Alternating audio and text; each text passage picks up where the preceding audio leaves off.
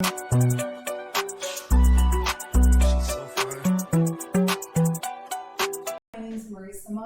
of Boston, Massachusetts, and welcome to the FFL SolidiTEA podcast, episode 5, featuring Rami Hamady. Rami, super excited to have you with us here today. How are you doing? I'm doing good today. How are you doing, Marisa? I'm doing great. So, you coming in and just kind of seeing you get started, I think you have quite a story, so I'm just really excited to have you on because you really just kind of hit the ground running, and I think that that's really what it is kind of all about, essentially, is how fast can you move quickly and break things, right? Like how quickly can you just jump into this and get uncomfortable? And I think you did a really great job of that. But Rami, before we kind of get started, if you don't mind, introducing yourself, kind of who you are, when you got started with FFL, and why. Okay. So my name is Rami Hamady. I'm an agent with Fan First Life Solidity. I've been with Fan First Life for a little bit less than a year now. I began back in July 17th. I was first part-time here at FFL. I was working full-time and going to school. I then made the transition into FFL in the late of last summer, and I did that just because I was looking on Instagram a few times and I saw Christina and Risa posting a lot of posts, and I was wondering, why are they posting all these numbers, all these families being helped? And I was really interested, so I reached out and wanted to see what this opportunity really about. And ever since then, I believe we just kind of took it from there, and as she said, I hit the ground running per se. Absolutely. And Rami, one thing I think that you did, have kind of going for you coming in, like you mentioned, you were full-time at your prior, job, and you were able to kind of work yourself out of that, which is amazing. However, you worked in the hospital, right? Correct. And, I think one thing that really coincides here and at the hospital was you like to help people, right? Yes. And I think that, correct me if I'm wrong, but the biggest thing that really kind of moved you was you're still helping people. Exactly. And I think that did matter to you. Would you agree? Yeah, of course, because at the same time, we are protecting families in the hospital. I'm helping clients, or helping patients per se, have better overall quality of life, improve their health, just improve overall mental wellness and things of that nature. Whereas in this aspect, I'm not focusing more on the body and health and wellness. It's just more financially. It's still doing the same job. When that time does come, and that family has to go through a really hard time, and they are going to struggle, they're going to make sure that they're protected. They're going to understand that they have the peace of mind that when they do have to go to the hospital because of a heart attack, or they do have to go to the real estate office and to the funeral in the same week, they're going to understand they're going to be okay.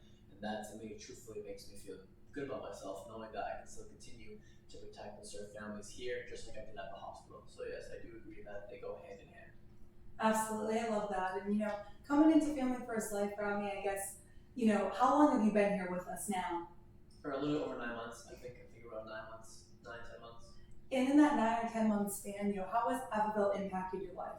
So it's impacted my life tremendously. It's helped change me personally in a financial position from a year ago to now to black and white. I can truthfully say that. It's helped me be connected more to my family and friends. It gives me more financial freedom and just my own schedule. I work my own time. I do what I want. Now that doesn't mean that I'm out here partying and goofing around, but what I do say that is I know that I'm dialing on dial days. I know I'm going to be in the field, but once I hit my numbers and once I make my appointments, that's it. I can do whatever I want, and that's a really good feeling to have. Now, that doesn't mean that I'm going and taking on the back burner and just kind of relaxing. I'm still trying to build a business. I'm still trying to build a growing team, and that's really where my focus is starting to really grow into. Not just producing personally, but really spreading the opportunity to make sure that other individuals like myself, who were doing the same thing I was doing, helping people, I want them to know that there's still an opportunity out there where they can still help the same exact family they were helping, but it'll benefit their families in a better way, for lack of better terms. Absolutely, and just in a different way, right? Right. We're always going to need hospitals, and we're always going to need insurance. That's for sure, right? Yes. And then, with that being said, Rami, you kind of came in, like I said, you hit the ground running, right? Why do you think that you saw success early on, and why do you think it was so consistent? Okay, so to piggyback off her question, why do I think I saw success so early on? One, I think it's because I was consistent. Two, because I really focused on my scheduling and making sure that my blocks of time, that wasn't wasting time. Because when I first came into the business, I was working at the same time. A full-time job, being a W-2 employee, which means I cannot leave work early that day unless I finish my shift, or I'm going to get docked and I'm going to get in trouble. So what I had to do was I had to figure out how am I going to fit Family First Life around my schedule. So that's what I did. I really made sure that no matter whatever white space or free time per se that I had in my calendar, I filled it up with dialing, I filled up running appointments, buying leads, reaching up and out to Christina, Marisa, to other managers, many other uplines and people in this industry, watching YouTube videos, making my call rolling university. I did all of those things. I did not stop on one of them. I didn't say, I'm going to dive more on product knowledge, going to lean on leads. No, I took everything in, I put everything as I was being told to, and I followed what the person did in front of me. And in my case, it was you, Marisa. And then I just did what you told me to do. And it's not to be cliche here, but if you guys listen to your upline and you follow the proven system here in FFL, you're going to win just like I did. You're going to have the same exact results, if not better. Because at least now, if you're a new agent starting, you're going to know that timing is everything. And I truly mean that. It can mean that we're coming into the business and in making your schedule. It's all about time management, because what we do, it's not rocket science at the end of the day. But if I don't have time to fit my appointments in or make those dials, I wouldn't have came in here and had the success that I saw in my mind. Absolutely. I think that's huge, Rami, because one thing that you did a really good job of, and you continue to do a really good job of, week in, week out, day in, day out, for that matter, is you're always on the dial team. You're always on the team calls. You're always actively engaging. You're on the next level live. You're plugging into the advanced market sales calls. But it's not a game to you, right? Because this is your business. And I think that when we can look at it like that, this is our business. This is our livelihood, right? Like if I can't dial today, I'm not a business. It doesn't matter what I did yesterday, right? So I love that we have that new start each and every morning, right? But at the same time, we were always so good at plugging into dial team, for example. I don't think I've ever been on a dial team that you were not participating in since you started anyways. And with that being said, Rami, how important do you think that is? Do you think that at all helped you get started quicker and more efficiently at all, plugging into things like the dial team?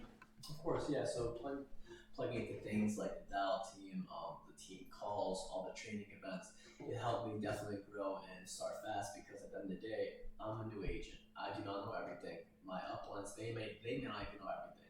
But if I'm plugging into different trainings and I'm seeing the perspective of different people, I'm hopping on a dial team, listening to other people dial. Maybe a phone script that I'm being given doesn't work for me, but then all of a sudden I go on, I see someone like Landon down, like Valerie, and all of a sudden I hear how they speak, and I hear their word track, how they can express their thoughts.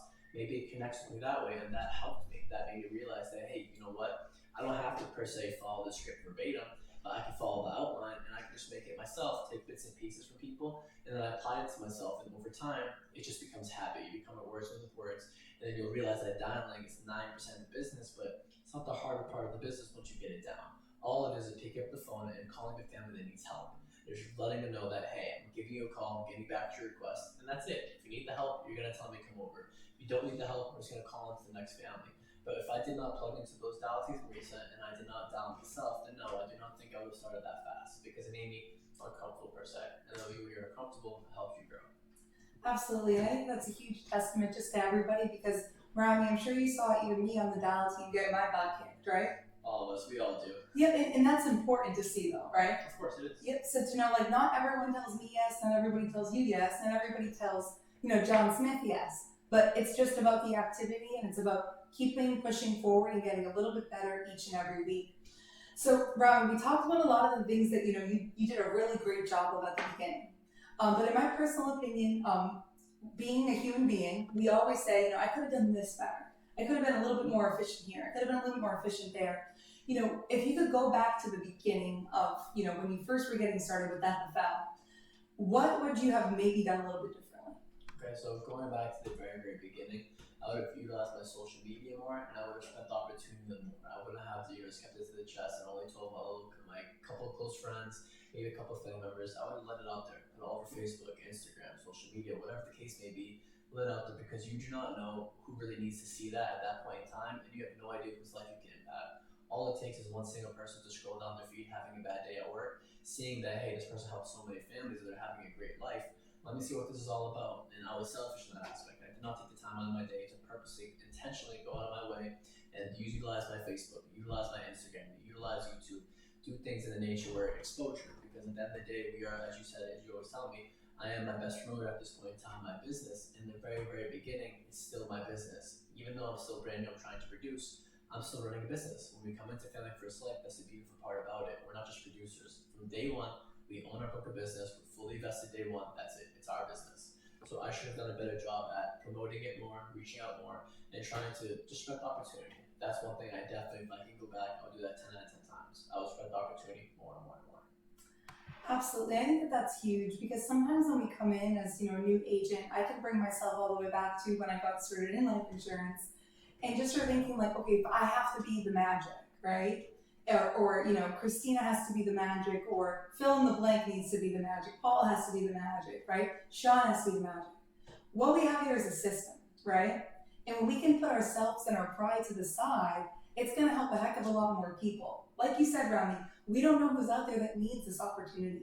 There's so many agents out there that, could use this opportunity. They're already licensed, and so many who aren't licensed who have no idea this opportunity even exists. So I love that you said that, and I will say I feel like the biggest thing I hear when I ask that question, what would you have done differently? It's usually just that, Rami. And with that being said, though, you've kind of been trying to move quickly and break things in both the personal production side and on the building side, and I respect the heck out of that because you're just going, right? So why are you willing to reinvest back into your business, into your staff? Why is that important to you? Well, because at the end of the day, as we keep hitting on it, I know it may sound redundant, but it's a business.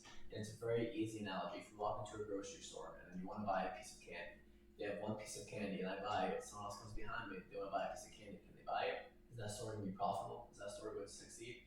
They're not. At the end of the time, they have to reinvest in their business, they're going to have to buy more candy bars, put more product on the shelves, and that's how they're going to become profitable. So it's the same exact thing here. You're going to have to invest into resources, you're going to have to invest into your agents, you're going to have to hop on calls with your agents, you're going to have to continuously help them progress and to move forward through the system so they can understand the system.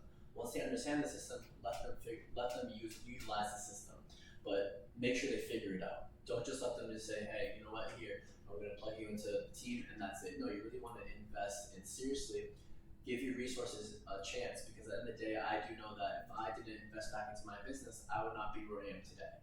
So it's all as well as delayed gratification. Don't feel like because at the same time you're putting everything into one basket, you feel like, you know what, I'm not seeing all of this fruit and all this reward. It's okay, because like I said, it's delayed gratification. You're planting seeds when you're growing a tree, but at the end of the day, the tree's gonna grow, so you can build the trees, you can have a foundation. At the end of that day, you're gonna have a big tree in your backyard. And that's the same concept with the business. Without reinvesting into the business, that tree will not grow.